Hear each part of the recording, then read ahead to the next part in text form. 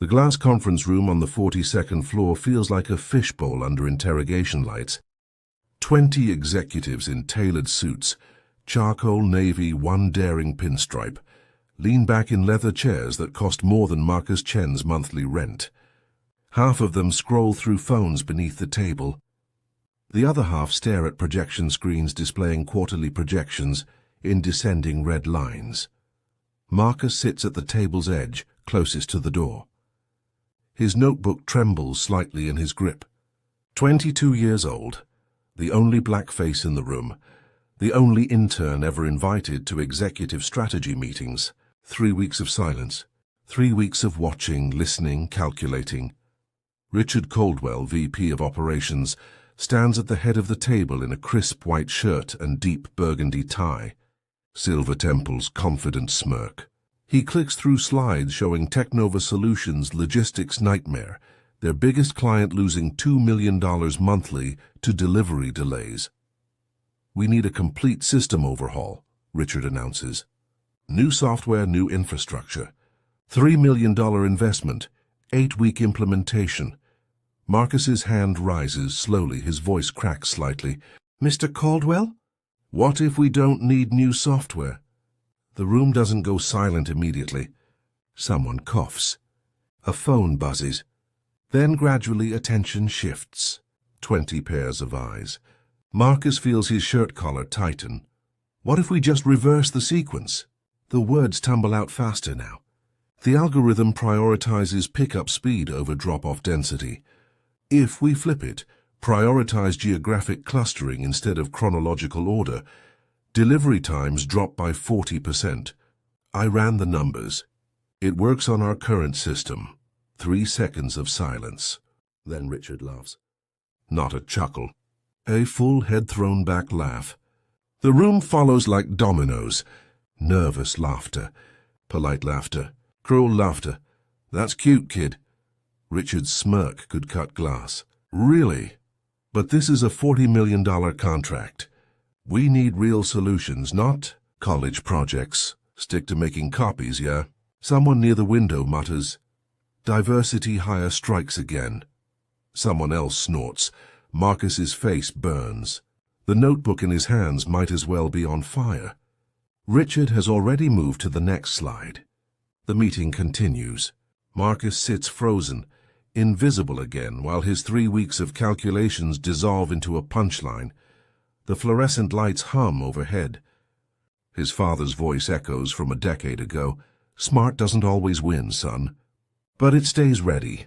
Marcus doesn't close his notebook. He sits through the rest of the meeting with his jaw clenched and his equations staring back at him ignored. 3 months earlier, Marcus walked through Technova Solutions' glass doors with a leather folder tucked under his arm. Inside, a magna cum laude degree in computer science from Memphis State, 2 professor recommendations, and an acceptance letter for the company's prestigious summer internship program. The lobby stretched 3 stories high with chrome fixtures and a waterfall wall. The receptionist smiled, the kind of smile that doesn't reach the eyes. Interns report to the 4th floor, not the executive 42nd floor, not the innovation labs on 30. The 4th floor, where dreams go to photocopy. Marcus grew up in South Memphis, in a duplex where the air conditioner only worked in one room. His mother, Diane, worked the morning shift at a hospital cafeteria and the evening shift cleaning office buildings. She'd come home smelling like bleach and burnt coffee, but she never missed a parent-teacher conference, never missed a scholarship deadline. "You're going to walk through doors I couldn't even find," she told him the night before he left for college. "Don't you dare shrink yourself to fit their expectations." But at Technova, shrinking feels like survival. Marcus's cubicle sits in a grey maze on the 4th floor, tucked between a printer that jams daily and a break room where senior analysts trade stories about golf. He's the intern who refills coffee carafes, the intern who reformats PowerPoints, the intern whose reports get filed in digital folders no one opens. He hears them sometimes, in the break room. In the elevator, they had to hit their quota somehow. Probably a diversity thing. Nice kid, though. Knows his place. Marcus stays late every night after the floor empties. He accesses public-facing client reports, studies Technova's logistics algorithm, maps delivery routes on scratch paper. The system is bleeding money because it's designed by people who've never driven a delivery route in their lives. He sees the solution in week 2. It's simple. Almost offensively simple. Reverse the priority sequence. Prioritize geography over speed. Let the algorithm breathe. He builds the model in week 3. Tests it against 6 months of delivery data. The projections are undeniable. 40% time reduction, 60% cost savings. In week 4, he gets invited to the executive meeting. Richard Caldwell himself sends the calendar invite. Fresh perspectives, the email says. Marcus arrives 15 minutes early. He wears his only charcoal suit, the one his mother bought him for graduation. He sits in the glass fishbowl and waits for his chance to prove that hard work, preparation, and brilliance matter more than the color of his skin. The laughter still echoes 3 hours later. The quarterly strategy meeting starts at 2 p.m. sharp. Marcus arrives at 1:47 p.m., notebook in hand, coffee untouched. The glass conference room overlooks downtown, a canyon of steel and ambition. Executives filter in. Older white men in expensive suits, 2 white women in tailored blazers, 1 Asian man who nods politely at Marcus before taking a seat across the table. Marcus sits near the door. The intern's seat. The observer seat. Richard Caldwell enters last, commanding the room without saying a word. He's 52, silver-haired, with the confidence of a man who's never been told no. His deep burgundy tie matches his Rolex. He sets a leather portfolio on the table and clicks the projection remote. Gentlemen, ladies, we have a crisis. The first slide shows Technova's crown jewel, a $50 million shipping contract with Meridian Logistics. Our system is failing.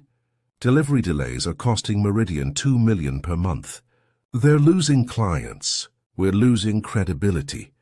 The next slide shows red bars descending like a staircase to hell. Late deliveries. Missed windows. Penalty fees. I've consulted with our top engineers, Richard continues. The solution is a complete overhaul. New routing software, new infrastructure. $3 million investment. 8 weeks implementation. But it saves the contract, nods around the table. Someone says bold move, someone else says necessary. Marcus's hand rises slowly. His heart hammers against his ribs. Richard notices mid-sentence. He pauses. Yes, Marcus? 20 faces turn. Marcus swallows. Mr. Caldwell, what if we don't need new software? Richard's eyebrow arches. Go on. The current algorithm prioritizes chronological pickup order. First request gets first service, but that ignores geography. Trucks crisscross the city instead of clustering deliveries. It's inefficient. Marcus flips open his notebook. If we reverse the sequence, prioritize drop-off density over pickup timestamps, delivery times drop by 40%. I ran projections using 6 months of route data. It works. And it runs on our existing system. No installation. No downtime. Silence. The kind that precedes either applause or disaster. Then Richard laughs. It starts as a chuckle, low and dismissive. Then it builds. His shoulders shake. Someone near the window joins in. Then another. Then the whole table erupts. Richard wipes his eyes. That's cute, kid, really. I appreciate the enthusiasm. His tone drips condescension. But this is a $40 million contract. We can't gamble on... What? Flipping a switch? This isn't a science fair. I have the data, Marcus starts. You have a theory, Richard cuts him off. We have engineers with decades of experience. Real solutions require real investment. He smirks. Stick to making copies, yeah? Leave the strategy to the strategists. A man in a cobalt blue tie mutters, Affirmative action strikes again. Someone snorts into their coffee. A woman in ivory looks away uncomfortably. Richard has already clicked to the next slide. The meeting continues. Discussion shifts to budgets, timelines, vendor bids. Marcus sits with his notebook open, his 3 weeks of work reduced to a punchline. His hands grip the table edge until his knuckles pale. No one looks at him for the rest of the meeting. He's invisible again. The intern, the diversity hire, the kid who forgot his place. When the meeting ends, executives file out chatting about dinner reservations and weekend plans. Marcus stays seated. His notebook pages flutter slightly under the air conditioning. His calculations stare back at him, accurate, ignored, worthless. He finally stands, walks back to his cubicle. The fluorescent lights hum like a funeral dirge. Marcus's cubicle feels smaller than usual. The grey fabric walls seem to lean inward. He sets his notebook on the desk and stares at it like it betrayed him. 3 weeks of late nights. 3 weeks of skipped lunches. 3 weeks of pouring his father's memory into code and calculations, reduced to laughter. Outside the window, the city stretches toward the horizon. Evening traffic crawls like ants. Somewhere down there, delivery trucks crisscross inefficient routes, burning time and money. Somewhere down there, his solution could save millions. But not here, not in this building. Not from him. Marcus's phone buzzes. A text from his mother. "How was the big meeting, baby? Did they love your idea?" He doesn't reply. Can't reply. How does he explain that brilliance doesn't matter when it comes from the wrong face? How does he tell her that all her sacrifices, all those double shifts and missed birthdays, led him to a glass tower where he's still just a quota? He leans back in his chair and closes his eyes. The laughter echoes. Richard's smirk. "Stick to making copies, yeah?" A memory surfaces unbidden. Marcus is 11 years old, sitting at their cramped kitchen table. His father, Leonard, spreads delivery route maps across the scratched surface. Highlighters in green, yellow, pink. "See this, son? The company tells me to go here, then back here. Wastes 20 minutes. Why don't you tell them?" Marcus asks. His father smiles, tired, knowing. Because smart doesn't always win. Not when you're the one driving the truck, instead of designing the route. He taps Marcus's forehead gently. "But smart stays ready. You hear me? You keep solving puzzles. One day someone's gonna need your answer." Marcus opens his eyes. The cubicle comes back into focus. His laptop sits closed. His notebook lies open to page 7. The algorithm flowchart annotated in blue ink. He doesn't delete the file. Doesn't throw the notebook away. Instead, he opens his laptop and creates a new folder. Labels it Logistics Solution, M. Chen OCT 2025. He saves every calculation, every projection, every line of code. Then he timestamps it. Burns a backup to a flash drive. Prints a hard copy and seals it in an envelope. Smart stays ready. Marcus powers down his computer and walks to the elevator. The building empties around him. Executives head to happy hours. Analysts rush to catch trains. Marcus rides down 42 floors in silence, his backup envelope tucked in his bag. Tomorrow he'll go back to making copies. But tonight he lets himself imagine a world where his last name and his brilliance matter more than his skin. Marcus learned to see patterns from his father. Leonard Chen worked for UPS for 23 years, driving the same routes through Memphis until he could navigate them blindfolded. But Leonard wasn't just a driver. He was a problem solver trapped in a brown uniform. Every Saturday morning, father and son spread paper maps across the kitchen table. Leonard marked his assigned routes in red. Then he'd grab a green highlighter. "Watch this." He'd redraw the route, clustering stops by neighborhood instead of timestamp. "Saves me 40 minutes. Gets me home before dinner." "Why doesn't UPS do it your way?" 11-year-old Marcus asked. "Because the man who designs the system never drove the truck." Leonard smiled. "Engineers solve problems on paper. Drivers solve problems in traffic." Marcus watched his father optimize routes for years, watched him sketch delivery patterns on napkins during lunch breaks, watched him submit suggestions to management that disappeared into filing cabinets. "Don't you get mad." Marcus asked once, 16 years old, frustrated on his father's behalf. Leonard set down his highlighter. I used to. But anger doesn't change systems, son. Preparation does. I map these routes so that one day, when someone asks the right question, I have the right answer ready. 3 months later, Leonard collapsed mid-route. Massive heart attack at age 51. Double shift, summer heat, 30 years of stress compounded. He died before the ambulance arrived. At the funeral, Marcus's mother pressed a folded map into his hand. Leonard's final route optimization, drawn in green highlighter. He was solving puzzles nobody asked him to solve, Diane whispered. Just like you. Marcus carried that map through college, taped it above his dorm room desk, studied computer science because he realized his father's maps could become algorithms. Delivery routes could become code. His father's genius could scale beyond one brown truck. Technova's internship felt like destiny, a logistics company, a chance to translate his father's brilliance into something the world couldn't ignore.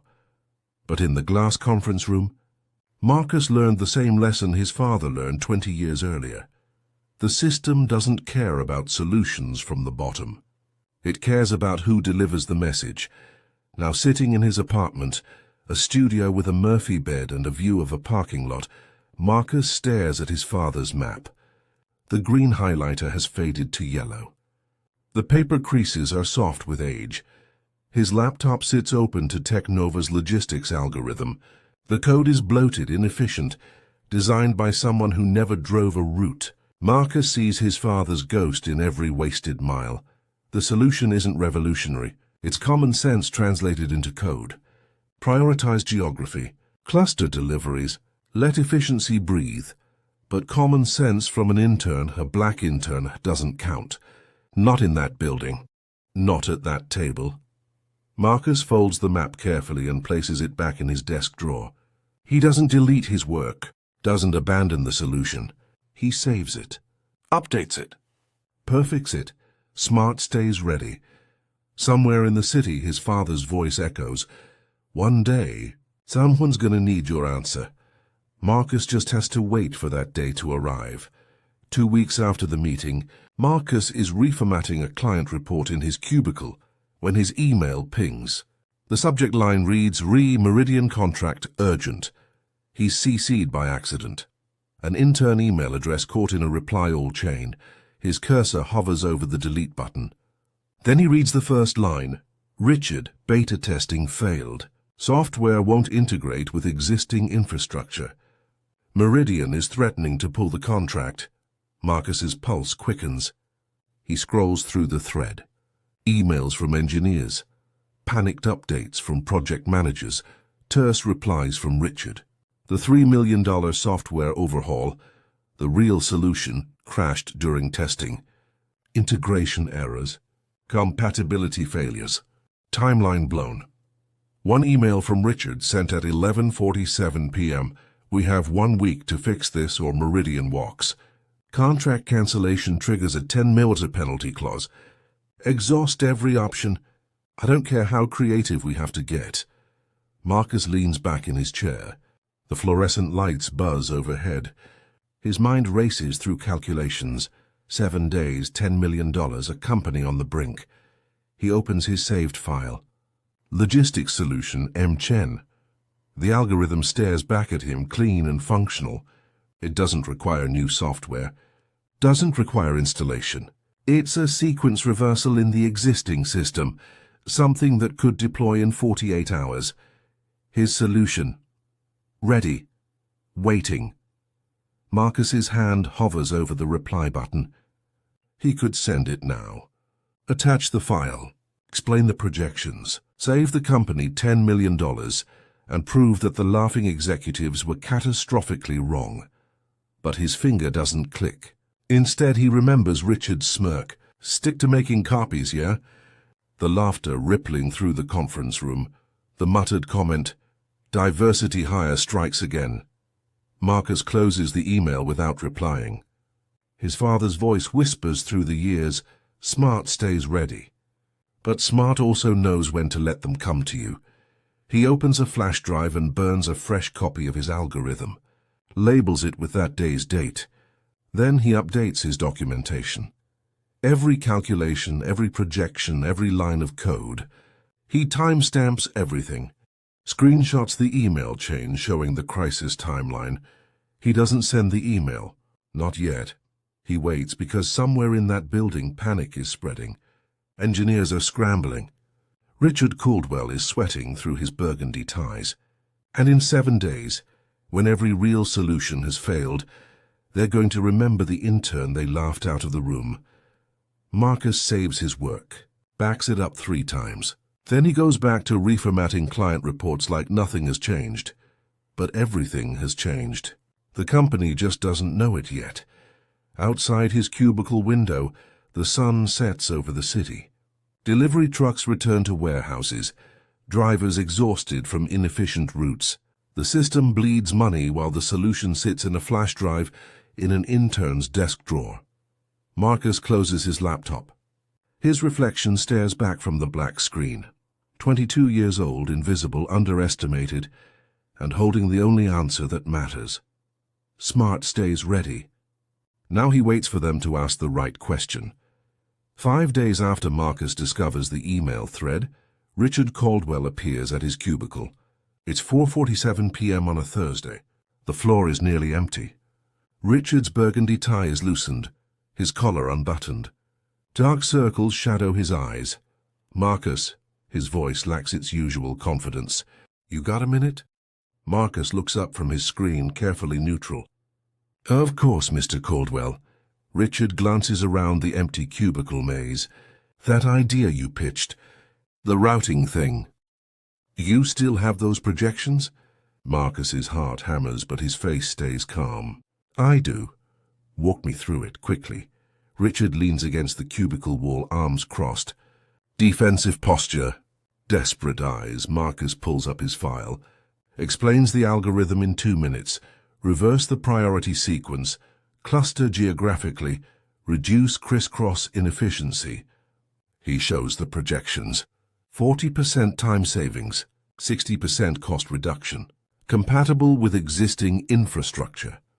Richard studies the screen. His jaw works. And this deploys how fast? 48 hours. Maybe less. Silence. Richard's fingers drum against his arm. Marcus can see the calculation happening behind his eyes. Admit the intern was right or let the company burn. Okay. Richard exhales. Send me the file. I'll have the engineers review it. The engineers who built the current system? Marcus keeps his voice even. Richard's eyes narrow. You have a problem with that? No, sir. Just clarifying the review process. Richard straightens. The mask slides back into place. Look, Marcus. This is promising. Good work, really. But we need proper vetting. Chain of command. You understand? Marcus nods slowly. Of course. Good. Richard's smile doesn't reach his eyes. Email me the file by end of day. We'll take it from here. He walks away. Doesn't say thank you. Doesn't apologize for the laughter, the dismissal, the humiliation. Just takes what he needs and disappears into the elevator. Marcus sits in the sudden silence. The fluorescent lights hum. His screen glows with the algorithm that could save the company. He doesn't send the email immediately. Instead, he opens the original email chain, reads through the panic. The timeline. 2 days left before Meridian walks. Richard said engineers will review it. Translation, Richard will claim credit. The intern's name will disappear. The solution will become the VP's brilliant pivot. Marcus learned this from his father. Systems don't change because they're broken. They change when failure becomes undeniable. He sends the email at 4:59 p.m. Subject line, logistics algorithm, per your request. He attaches the file but keeps his documentation, locked in a separate folder. Timestamps, calculations, the original presentation from the meeting where they laughed insurance just in case. At 5:03 p.m., Richard replies, got it, thanks, no acknowledgement, no respect, just extraction. Marcus shuts down his computer and heads home. The city darkens outside. Somewhere in that building, Richard is probably already repackaging Marcus's work with his own name on it. But Marcus isn't worried. Not yet. Because he knows something Richard doesn't. The algorithm works. And when it saves $10 million, the truth will matter more than Richard's ego. At least that's what Marcus tells himself on the train ride home. Friday morning. Marcus arrives at 8:30 a.m. to find the 4th floor buzzing. Interns cluster near the break room, whispering. Someone mentions emergency meeting. Someone else says executive floor. Marcus boots up his computer. No emails from Richard. No updates. He opens the internal calendar. A meeting is scheduled for 10 a.m. Meridian Crisis. Solution presentation. His stomach drops. He's not invited. At 9:47 a.m. Marcus watches through the glass walls as executives file into the 42nd floor conference room. Richard stands at the head of the table, confident again. Tie perfectly knotted, shoulders straight. Marcus can't hear through the glass, but he sees Richard click through slides, sees him gesture to projections, sees executives lean forward nodding. His algorithm. Richard's presentation. At 10:33 a.m. the meeting ends. Executives shake Richard's hand. Someone claps his shoulder. Richard smiles like a man who just saved the company. Marcus's phone buzzes. A company-wide email from the CEO. Proud to announce a breakthrough solution to the Meridian Crisis, led by VP Richard Caldwell. Implementation begins Monday. Well done, team. No mention of Marcus. No mention of the intern who saw what everyone else missed. Marcus stares at his screen. His father's voice echoes, "Smart stays ready." But what good is being ready when the system steals your answer? At 11:02 a.m., Richard walks past Marcus's cubicle, makes brief eye contact, nods once, keeps walking. Marcus's hands shake. 3 weeks of work, his father's legacy, his mother's sacrifices, all of it compressed into a VP's career highlight. He opens his documentation folder. The timestamps. The original email showing he built this, weeks before the crisis. The presentation notes from the meeting where they laughed. He should send it to HR, should expose the theft, should fight. But then his phone buzzes again. A text from an unknown number. Don't make waves. You want a full-time offer after the internship? Stay quiet. R.C. Richards' message is clear. Take the theft or lose your future.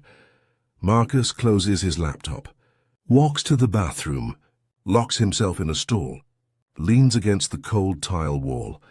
His reflection in the chrome flushing mechanism looks small, young, powerless. Everything his mother warned him about. Everything his father experienced. All of it crashing down in a glass tower where brilliance doesn't matter if it comes from the wrong person. Marcus's phone buzzes one more time. His mother, "So proud of you, baby. You're changing the world." He closes his eyes. The bathroom stall feels like a cage. Outside, the company celebrates Richard Caldwell's genius. Inside, Marcus Chen disappears into the architecture. The weekend passes in a gray blur. Marcus doesn't leave his apartment. Doesn't answer his mother's calls. He sits on his Murphy bed with his laptop closed, staring at the parking lot below. Monday morning feels like walking to an execution. He arrives at Technova at 8:15 a.m. The lobby buzzes with energy. Engineers crowd around monitors on the 4th floor, watching the algorithm deployment in real time. Marcus's algorithm, Richard's credit. He sits at his cubicle, opens his email, nothing, no acknowledgement. No thank you. He's invisible again. The intern. The ghost. At 10:47 a.m., the system goes live. Delivery routes recalculate across 6 states. Trucks optimize mid-route. Efficiency jumps immediately. The monitors show green bars climbing where red bars fell 2 weeks ago. Someone near the break room shouts, "It's working." Applause ripples through the floor. Marcus stares at his blank screen. His solution, saving the company in real time. His name nowhere. At 2:13 p.m., another company-wide email. The CEO again, Meridian contract secured. 10 minutes of penalty avoided. Richard Caldwell promoted to Senior VP. Congratulations to everyone involved. Everyone involved, meaning everyone except Marcus. He closes the email. His hands rest flat on his desk. He feels hollow, scraped out. His father's maps, his mother's sacrifices, his own brilliance, all of it fuel for someone else's bonfire. At 4:52 p.m., Marcus shuts down his computer early, walks to the elevator, passes a group of executives celebrating in a glass conference room. Richard holds court at the center, gesturing expansively. Someone raises a glass. Someone else laughs. The elevator doors close. Marcus rides down 42 floors in silence. His reflection stares back from the polished steel doors. 22 years old, defeated, erased. Outside, the city moves on. Delivery trucks run efficient routes they don't know an intern designed. The world spins. Marcus walks to the train station with his hands in his pockets and his father's voice going silent for the first time since childhood. That night, in his studio apartment, Marcus opens his documentation folder one last time. The timestamps, the calculations, the proof. He hovers over the delete button. What's the point of proof if the system doesn't care? His phone buzzes. His mother again. Baby, call me. I want to hear about your week.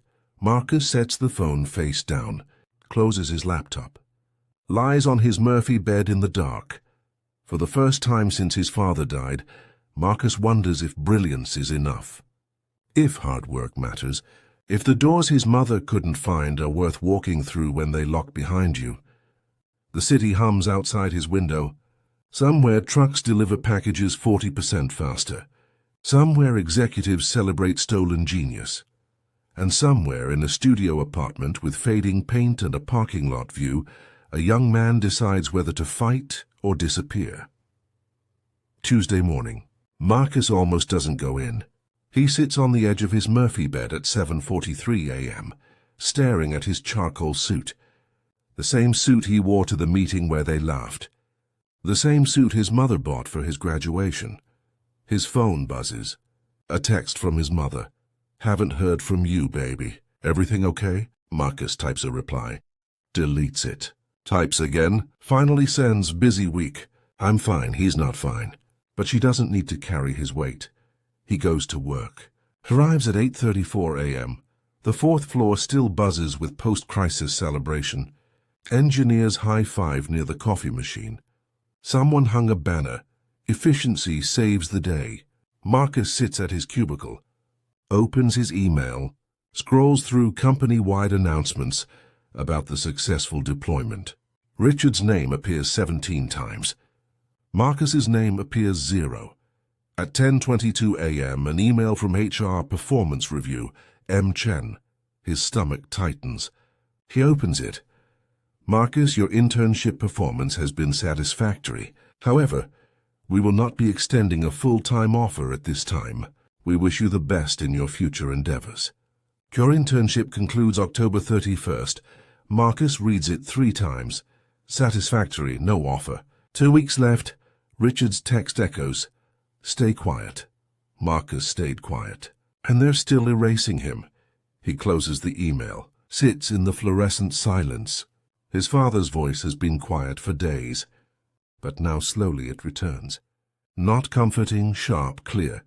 When the system fails you, son, you don't beg. You document. You prove. You make them see. Marcus opens his documentation folder. The timestamps from 3 weeks before the crisis. The original presentation notes the email chain showing Richard's panic and Marcus's solution. Then he opens LinkedIn, searches for Meridian Logistics CEO Amanda Chen. No relation, but the shared last name feels like a sign. Her profile lists her email. Her company bio mentions her commitment to recognizing talent from unconventional sources. Marcus opens a new email. Subject line, the truth about your contract solution. He attaches everything. The timestamped files. The original presentation where executives laughed. The email thread showing Richard's theft. The termination notice showing retaliation. His finger hovers over send. This is scorched earth. This ends his career before it starts. Richard will bury him. Technova will blacklist him. Every door his mother sacrificed to open will slam shut. But his father's map sits in his desk drawer. Green highlighter faded to yellow. Solutions ignored for 23 years. Marcus doesn't want to be his father. Brilliant and buried. He clicks send at 10:47 a.m. The email whooshes into the void. Marcus exhales, closes his laptop, walks to the break room for coffee he doesn't drink. He doesn't know if Amanda Chen will read it. Doesn't know if proof matters when power says otherwise. But at least he stopped shrinking. At least he fought back. At 11:33 a.m. his phone buzzes. Unknown number. He almost ignores it. Then answers. Marcus Chen? A woman's voice, confident, sharp, yes? Amanda Chen, Meridian Logistics. I just read your email. Are you available tomorrow at 9 a.m.? I'd like you to present your findings. In person. Marcus's heart stops. Yes, absolutely. Good, bring everything. See you tomorrow. She hangs up. Marcus stands in the break room, coffee forgotten, phone still pressed to his ear. The system didn't care. But the client might. Wednesday, 9 a.m., Meridian Logistics headquarters, downtown. Marcus arrives in his charcoal suit with a leather folder containing printed documentation. His hands don't shake. His father's voice is steady now. The receptionist leads him to a glass conference room. Amanda Chen sits at the head of the table. 50 years old, silver-streaked black hair, emerald green blazer. Beside her, Meridian's COO, CFO, and legal counsel. At the opposite end of the table, Richard Caldwell. Richard's face drains when Marcus enters. What is this? Amanda doesn't look at Richard. She gestures to Marcus. Sit present. Marcus sits. Opens his folder. 3 weeks before Technova's software crisis, I developed a logistics algorithm to solve your delivery delays. I presented it in an executive meeting. It was dismissed. He slides copies of his time-stamped files across the table. 2 weeks later, Technova's $3 million overhaul failed. Mr. Caldwell requested my solution. I provided it. He presented it as his own work. Richard leans forward. That's absurd. Marcus contributed to a team effort. There was no team. Marcus's voice is steady. He slides the original email chain across the table. This shows Mr. Caldwell's request, 5 days before deployment. My solution was complete weeks earlier. Amanda studies the documents. Her COO reads over her shoulder. The legal counsel makes notes. Richard's face reddens. This is a junior employee trying to claim, I have the original presentation. Marcus pulls out another document.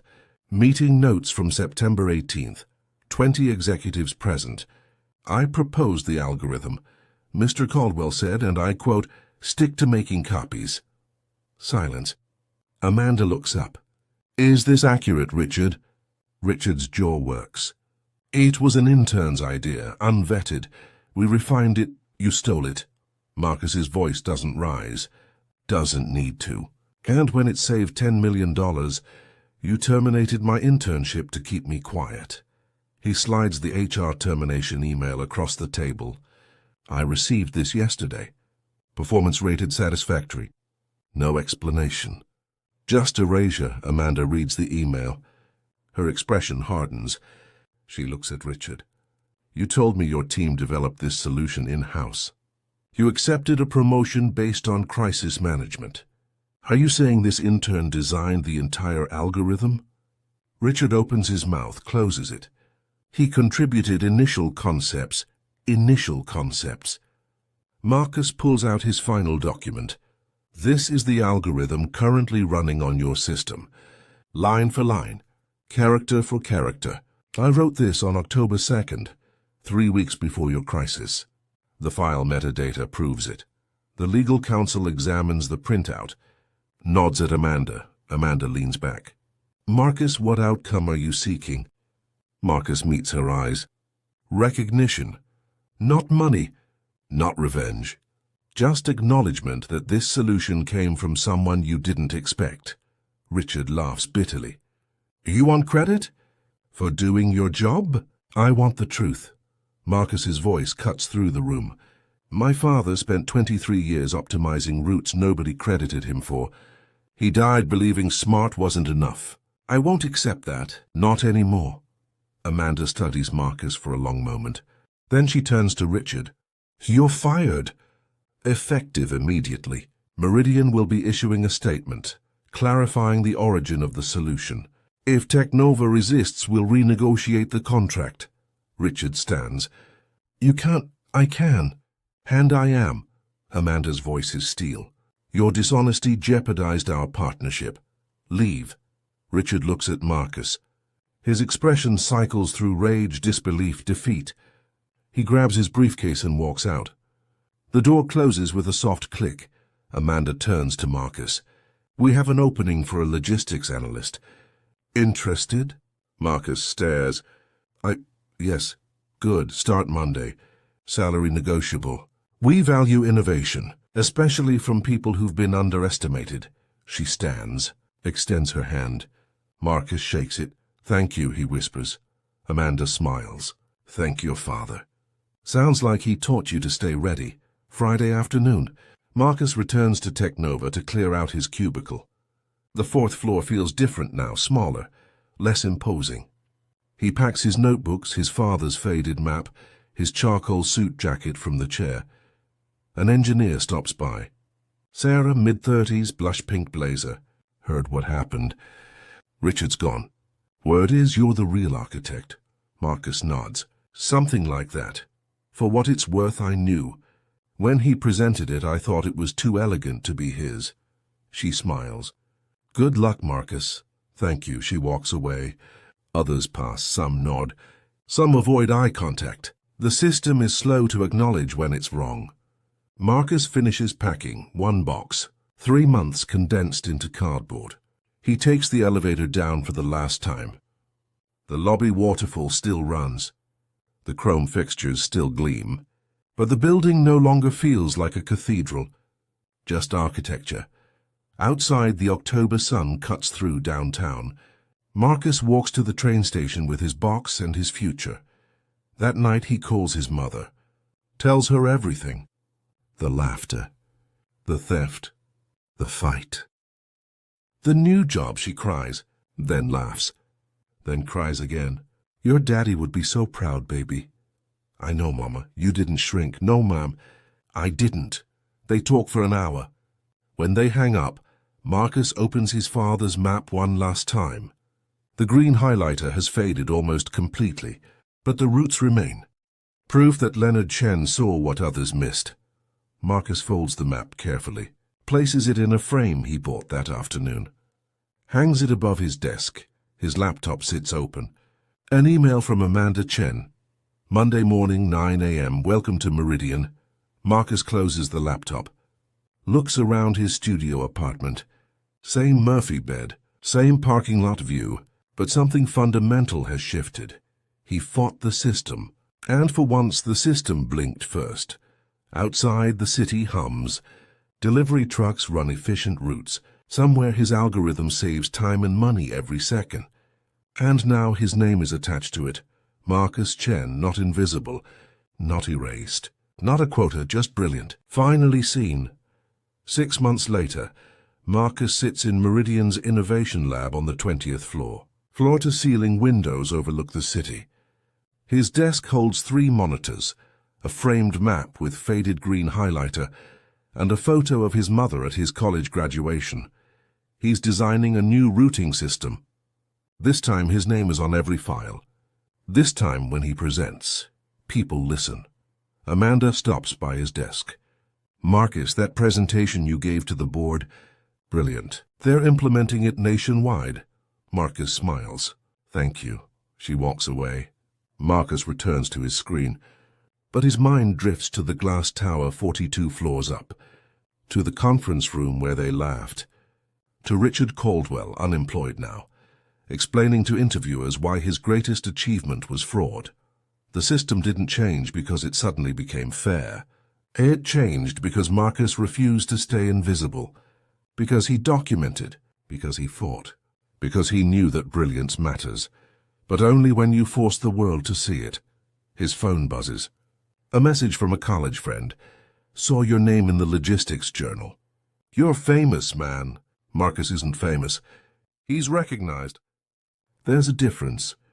He thinks about his father, about 23 years of ignored solutions, about maps drawn in fading highlighter, about dying on a double shift before anyone said thank you. Leonard Chen's genius died in a brown uniform. But his son's genius rewrote the rules. Marcus opens a new document, starts drafting a mentorship program proposal, Internship Innovation Initiative, elevating underrepresented voices in tech. The system didn't save him. He saved himself. But now he can build a ladder for the next person the system tries to erase. Outside the window, the city stretches toward the horizon. Trucks run efficient routes. Packages arrive on time. And somewhere in South Memphis, a young person sits at a kitchen table with a highlighter and a dream, not knowing yet that their solution matters, but they will. Because Marcus Chen is making sure the doors stay open. Making sure brilliance is seen, not just when it comes from the expected places, but from everywhere. His father's voice echoes one last time. Smart stays ready. Marcus adds a new line, and when ready meets opportunity, the world has no choice but to listen. He saves the document, returns to his algorithm.